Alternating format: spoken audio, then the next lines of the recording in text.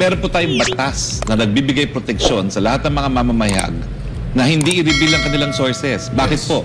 Kasi kapag na-reveal ang sources, magkakaroon ng banta sa buhay ng mga sources, wala na pong magiging source. Napaka-importante po ng mga sources, lalong-lalo na kung ipararating sa atensyon ng publiko ang mga bagay na hindi dapat nangyayari. No?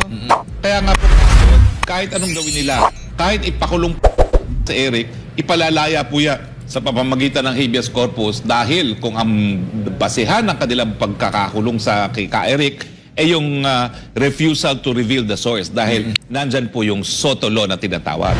Yung Soto po, hindi po si Senator Soto ngayon, kundi yung kanyang mga ninuno. Parang lolo po ata niya yon na nagbibigay nga po ng proteksyon sa mga mamamahayag na hindi po pwedeng isa publiko, hindi sila mapipilit na isa publiko ang kanilang mga sources. Batas po yan. Di kung gusto ng Kongreso, i-repeal nila yung batas na yan.